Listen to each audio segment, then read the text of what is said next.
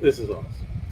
Hey, everybody. Welcome to Dental Voice Season 2 with Zyris. My name is Rolando, and check it out. We have a guest that joined us several months ago to update on what's going on and kind of share the experience that he's had with his practice, with his colleagues and his team. That is Dr. Louis Kaufman. Now, when you look at the purpose of Dental Voice, it's to get direct feedback from clinicians, from the people that are doing things on a regular basis. So I'm excited to kind of follow back up with Dr. Kaufman, see how things are going, and then also figure out, what turned out to be what he said, and then also turn out to be a little bit different. So Dr. Kaufman, thank you for joining us, and it is always a pleasure to see you. Thank you for having me on, Rolando. How are you? I know, and you even came back after the last session, so I'm especially happy about that. So, glutton for punishment. No. So I want to start basically with, since we last talked, a lot's happened. We've been through the quarantine, and practices have come back. One of the big questions is this whole issue of back then we were speculating on what's real and what's not, and then now you're actually doing it. So what is your experience so far, and how has it been going for you, your practice, your team, and your patients? So, Rolando, we went back to work full force June 1, and brought back the entire team at that time. And we definitely were ready. We had done training, brought the whole team in for a full day and a half of training. And we took it slow at first, just baby steps, just getting used to just taking patients in and all the steps that entails. And, we figured out what we needed to do differently. So we met as a team again, and, we talked it through.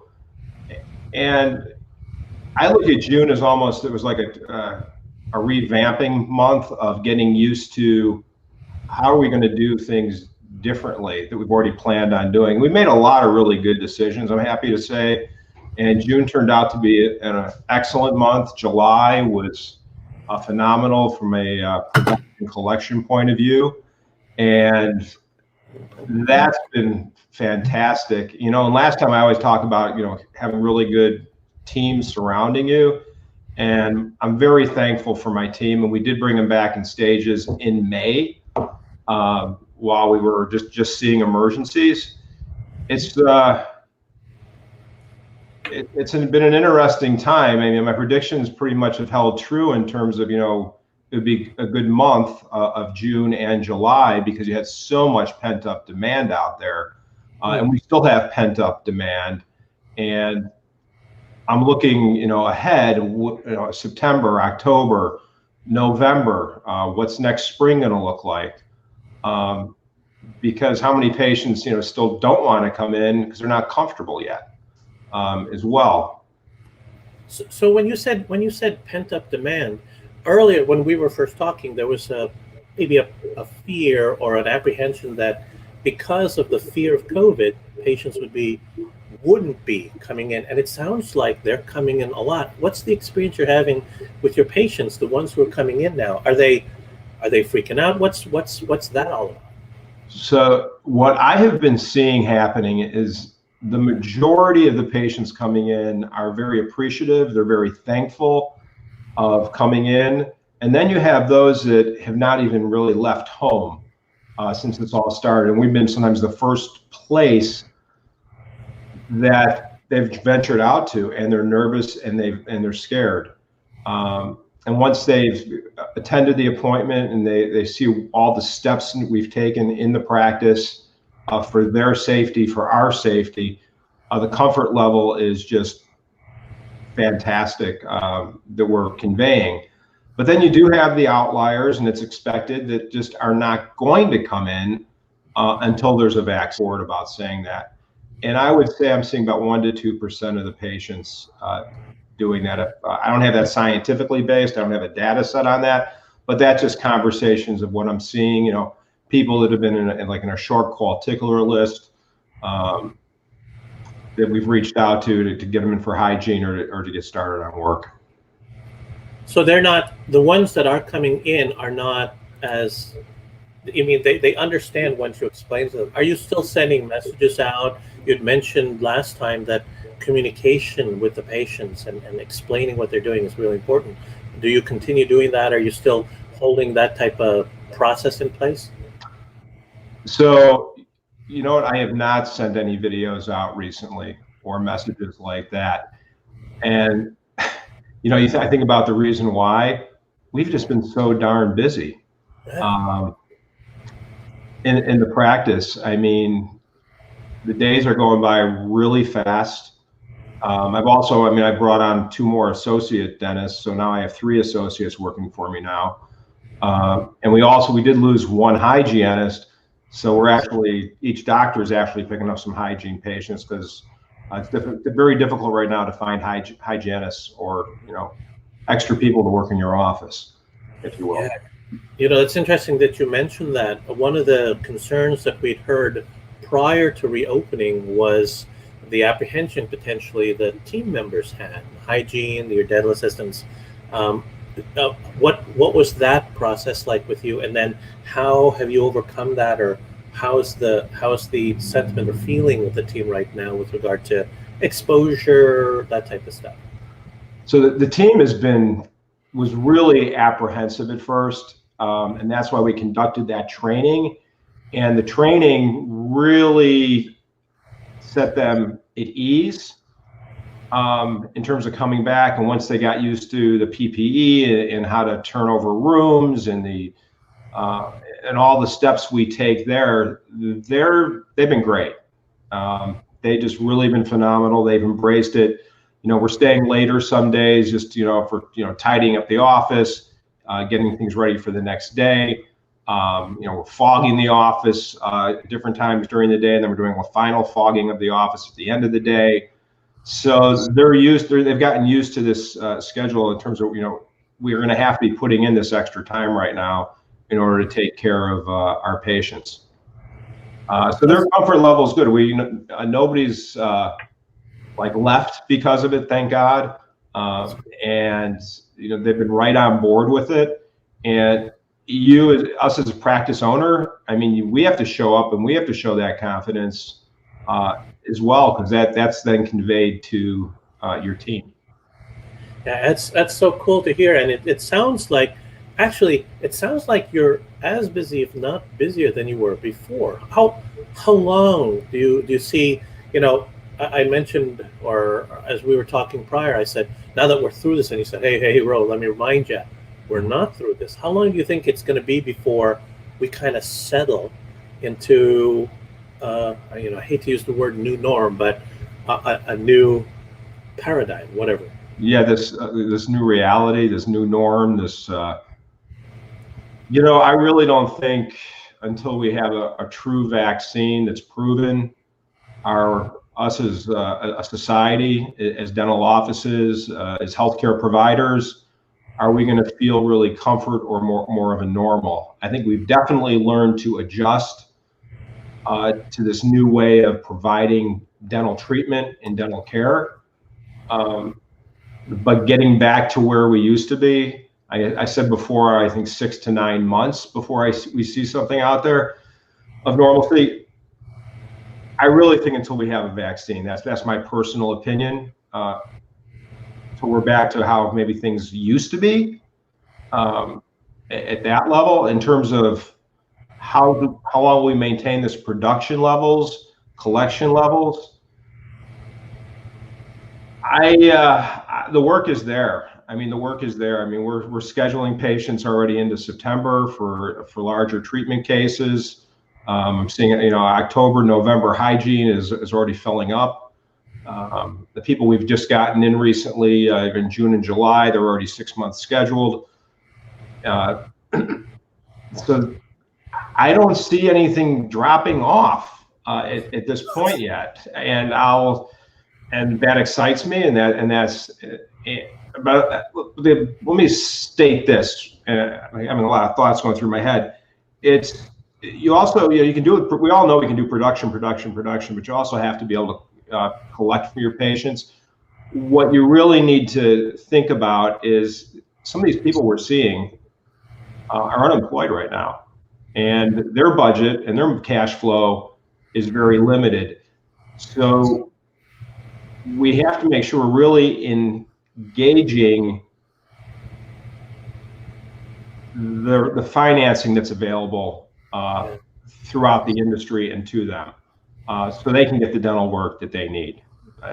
Was that hopefully that made sense, because that's really an important aspect of it. No, I love the fact that you're really mindful of your patient situation, because you're right. There are people that aren't working. I mean, there are dental practices that haven't opened up yet. Are you seeing patients from them because they've found that the practice or the office that they used to go to is not there? Yeah, unfortunately, Rolando, I am seeing that. I'm seeing so many patients, or I should say colleagues as well, that have not reopened their practice. And I would say some of them are some of the docs that have been practicing a lot longer than me, the older docs, and they're just like, you know what, I was thinking of retiring. I'm done. I'm finished. I'm putting my practice up for sale. I mean, I got at least a half a dozen calls back in May for people who are just, I'm finished. And then we have patients who have come in and said, my doctor, I can't reach them. They're not answering the phone. I had one lady come in. I just had this denture delivered. I can't reach my doc. Nobody's answering the phone there. I went by the office. It's black. The lights are out.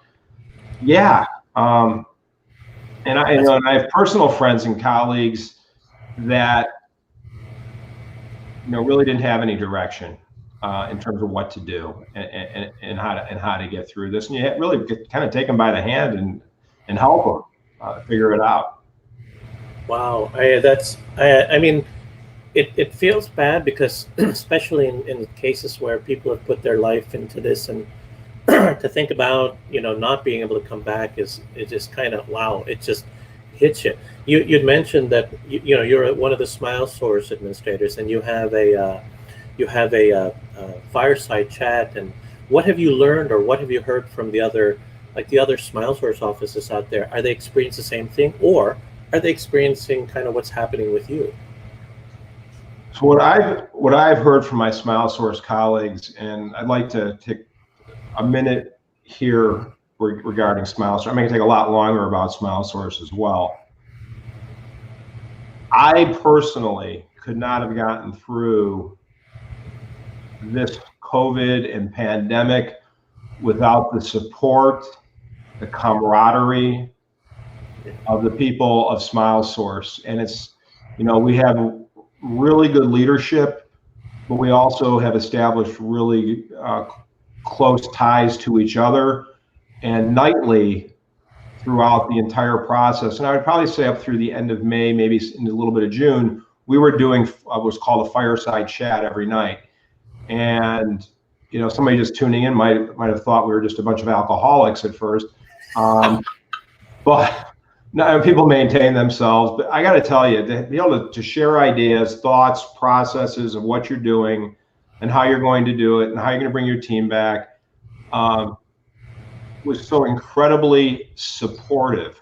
And I know there's other groups out there that have done similar things, but this brotherhood or sisterhood, whatever you want to call it, has really helped prop myself up, and I know my colleagues within SmileSource.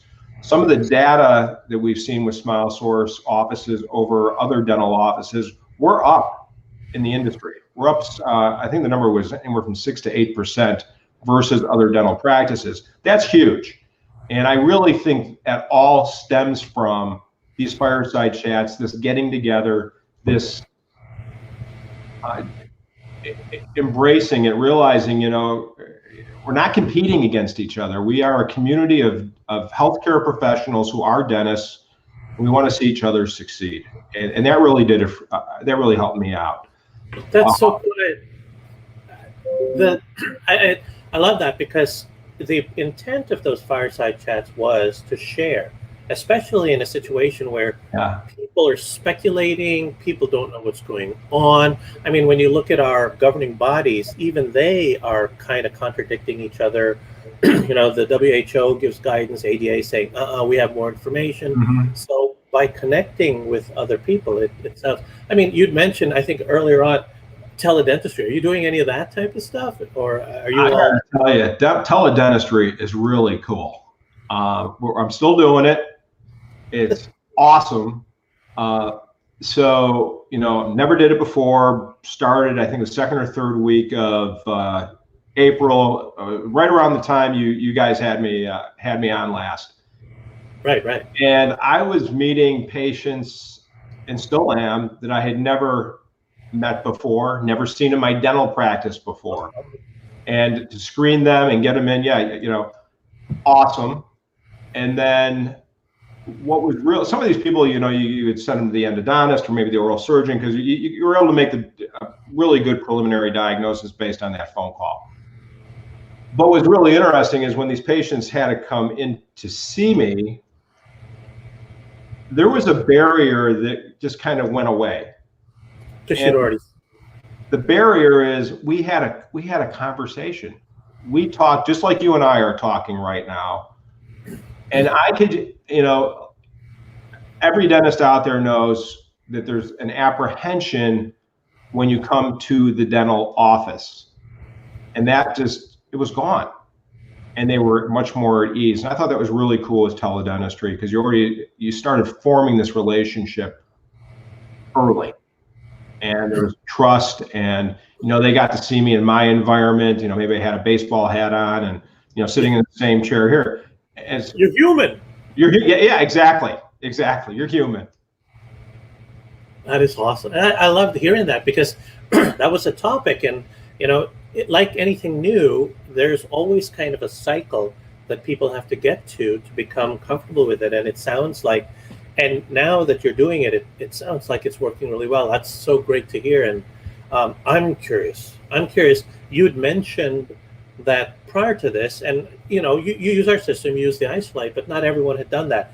How is the integration? Are people becoming more comfortable with it, or are you still seeing some, because it's causing behavior change? I mean, how is it going with our system? I mean, do you see, we made some claims. I hope they're coming true. The iSlide system, well, we were a user before, right. And we are a huge user now. We have 9 operatories. We have systems in every operatory within the practice. Patients who are coming back for appointments now, they expect it. They've gotten used to it. My team has gotten much more comfortable using the system, explaining it to the patient, sizing the system, learning how to trim it when you need to trim some things here and there when you're putting the iSlide in. Yeah, it's been really well received, and the patients are they're appreciative that you're of these steps that you're taking to maintain and control aerosols. That is cool. And you also mentioned that you had other systems like filtration. How is that going? In addition to, capturing it from the mouth with our system, iSlide, are you seeing the same thing with like the air filters or any that kind of stuff? Yeah, so we installed throughout the office these really large surgically clean air systems, the Jade units, and they're spread out equally again throughout the entire facility. And then we also installed UV light in our air circulation system. So in your, the big AC systems, and they put the UV in there, and we had that installed.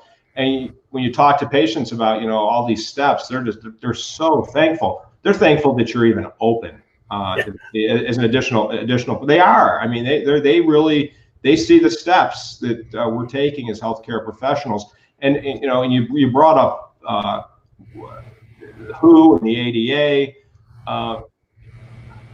I mean, we're taking every measure of safety. I mean, we had the AIDS epidemic, years and years ago, which showed us, how to do PPE and protection and universal precautions, and we've just taken it to a whole nother level. And it's interesting, even before some of these recommendations were coming down the pipeline, even during these fireside chats, and all of us are smart guys, we talked about aerosols. We're like, okay, we got to get air filtration systems in. What do we do? We're taking all the methods and the precautions that are necessary. We know there's a direct link between oral health and overall health. I mean, that's proven. That the articles, the journals, the education's out there on it. That is so cool. So I need you to fess up on me here. I've heard all sorts of issues with PPE and the masks and the spacesuits and all that. What's your experience with that? How's that going? Oh man, it's miserable. I'm not gonna lie. I mean, you're exhausted at the end of the day. I mean, you're sucking less oxygen. Really, it feels like you're breathing in your own carbon dioxide at times. Again, repeatedly. You're tired. They got this maskne now. You're getting that acne from the masks. One of my associates, poor thing, she's developed. She had to take a few days off. She needed medication because she developed I don't know the exact term, so I apologize. But anyway, she had to see a dermatologist. She got medication for it, and she's doing fine now. But, you're in an operatory and you're working. I can't just walk out of the operatory. I got to take off my jacket. I got to take off my shield. I got to take off that mask that was covering. I make sure I'm wiping my hands before I do that. After I do that, got to go to another operatory. And all the docs that have set up their offices way know this. You're like, okay, I got to do this, and thank goodness I have great dental assistants too. It's like, doc, okay, I got to do that. And we got like these. Remember the do-rags? That for the motorcycle. Yeah, we were talking yesterday. The day before, I saw the do-rag on, basically the scrub caps. Which is great. I mean, they're comfortable. It protects your hair. But it's just all these new processes, and it's taken some time for all of us to adjust to it. You're doing a lot more laundry now. With lab jackets and all that. So we're doing okay on PPE. We tried a lot of different brands out, and we had different suppliers, and knock on wood, it's all it's going well right now. Thank goodness. Well, that's cool. It's so, it's so gratifying.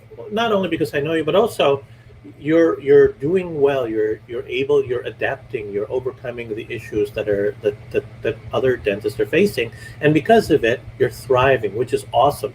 Let me ask you this, and I'm going to go the other side.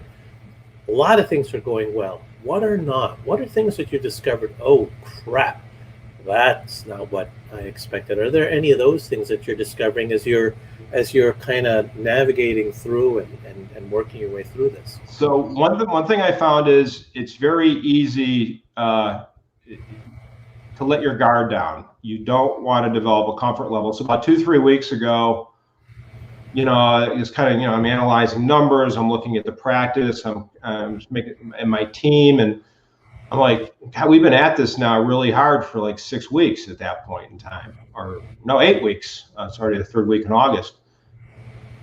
And I'm like, I'm kind of worried about a little burnout. We need to, we got to make sure we set up, we got team meetings set up again in the schedule, because those were gone.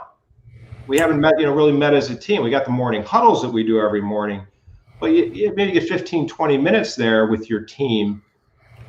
But we need that time together to reconnect.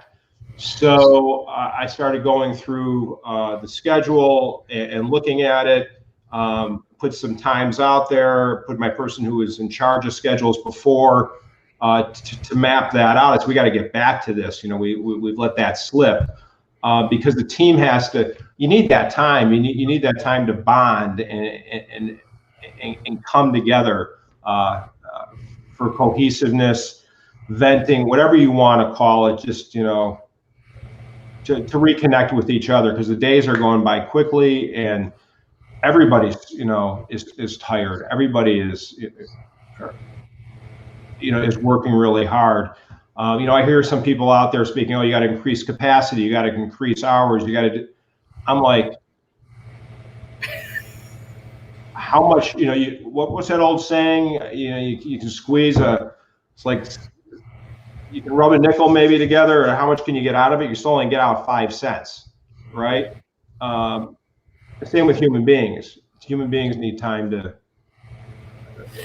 reconnect with each other, to breathe. We have a lack of breathing right now with all the PPE, but that's one of the downsides I've seen. One thing I caught was, that collection side. You had to be really careful. I knew insurance payments were going to be coming through slow. Yes, we have some insurance dependence, even though we're about 70% fee for service. So some of those payments are going to be slower. The patients their payments are going to be slower because they're not getting paid. Right. So some of that I felt a little bit. Thank goodness we had enough in the bank and enough planning ahead that I did. I said, your dad always told you, save for a rainy day. Thank goodness we had the rainy day. Thank God with government, Small Business Administration stepped up. We got loans there. The PPP. That saved so many of us in this day and age. I'm a big person about keeping the office clean and tidy and straight. I noticed that was slipping a little bit, like the inventory areas. So I had to say something to some team members. Hey, we got to stay on top of this like we always have, in terms of making sure everything is kept neat and straight and clean in the non-patient areas, if you will. And so I was going to say, I so appreciate that you're so candid about that, because there was a lot of connection up front. It sounds like we're talking, then you got in the midst of coming back. It started getting really busy, and when you get busy, you take things for granted, it sounds like, and then you kind of lost a little bit of that. But I love the fact that you said, well, wait a minute, yeah, we haven't connected. Wait a minute, we're letting some things because we're running and gunning and we're getting crazy, and it's kind of coming back to that. So that recognition, what is it? You have to recognize that you're missing things before you can realize that you're missing things, and it sounds like you're doing that, and that's pretty cool. And it sounds like your team is there for not only you but each other, and that's a pretty cool thing. Incredible. Like I said last time, my dental team, these guys are my family, just like my sisters and my mom and dad were family as well. But this is, you spend all this time with these people. I love them, I care about them. They've completely looked out for me and the patients, and they've stepped up. I have some really solid, awesome team members. Angel, she's been with me 15 years. She takes care of. 15 years old? No, not since she was 15. But she's been working for me. 15 years we're on, and she's a rock star. Rebecca, my main dental assistant, who works next to me, she's she's been phenomenal as well. And Wendy, my business manager, I could just go on and name the list of all these great women colleagues that I'm fortunate enough to work with together. It's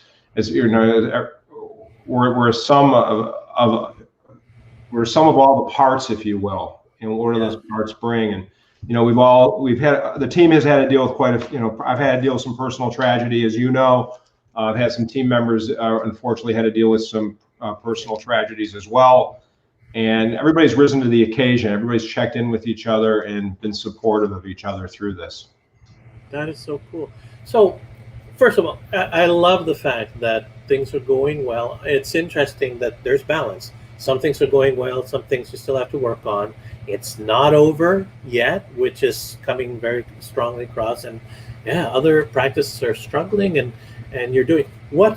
How would you want to? You had some really, really powerful words about taking care of yourself last time.